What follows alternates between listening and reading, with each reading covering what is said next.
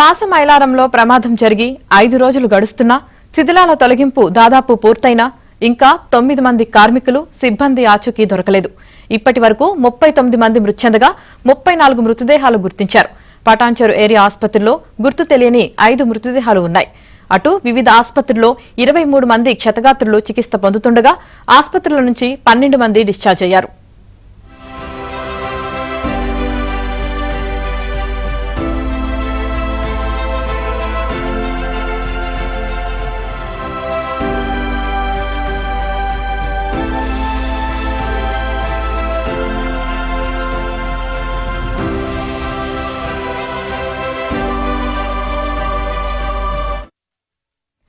నిజానికి ప్రమాద స్థలంలో దొరికిన మృతదేహాల్లో చాలా మందికి సంబంధించి ఏవేవో కొన్ని చిన్న చిన్న భాగాలే దొరికాయి.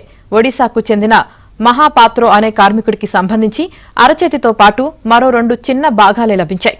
ఈ నేపథ్యంలో ఆచూకీ దొరకని 11 మంది పూర్తిగా కాలి బూడిదయ్యారా, ఇతర మృతదేహాల భాగాల్లో వీరి భాగాలు కలిసిపోయి ఉంటాయా అన్నది తేలడం లేదు.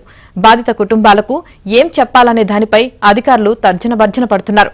ప్రభుత్వం తీసుకునే నిర్ణయాన్ని బట్టి ప్రకటన చేద్దామని భావిస్తున్నట్లు తెలిసింది.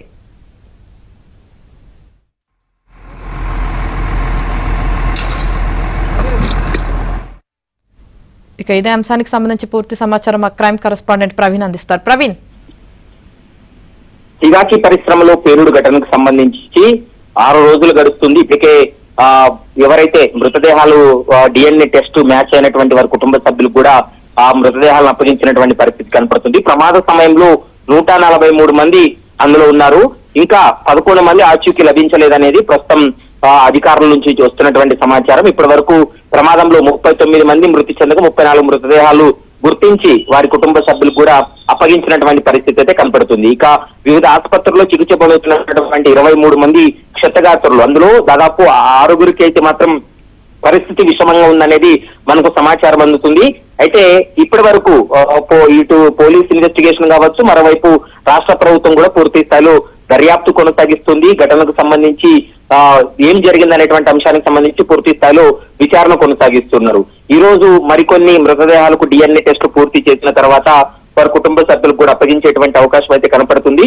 మరోవైపు మిస్సింగ్ అయినటువంటి వ్యక్తులకు సంబంధించి అయితే మాత్రం రాష్ట్ర ప్రభుత్వం కొంత ఏం చేయాలనేటువంటి అంశానికి సంబంధించి ఆలోచనలో పడిందని చెప్పాలి. ఇప్పటికే ఎందుకంటే పేలుడు దాటికి పూర్తిగా 3 అంతస్తుల భవనం కుప్పకూలిపోయినటువంటి పరిస్థితి కనపడుతుంది. శిథిలాలన్నీ పూర్తిగా వెతికారు, ఎక్కడ కూడా ఇంకా దొరకనటువంటి పరిస్థితి కనపడుతుంది.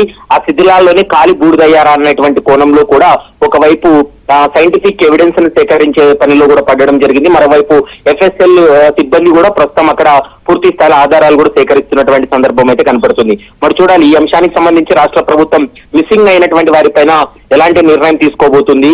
నిజంగా వాళ్ళు కాలి బూడిదైపోయారా, లేకుంటే ప్రమాదం జరిగిన తర్వాత వాళ్ళు అంటే ఎస్కేప్ అయి బయటకు వెళ్ళిపోయారా అనేటువంటి దానికి సంబంధించి కూడా ఇంకా దానికి సమాచారం లేదు. కాబట్టి ఈ రోజు సాయంత్రం రేపటికల్లా ఈ అంశానికి సంబంధించి ప్రభుత్వం నుంచి ఒక ప్రకటన అయితే వెలువడేటువంటి అవకాశం అయితే కనపడుతుంది. Right, thank you Praveen.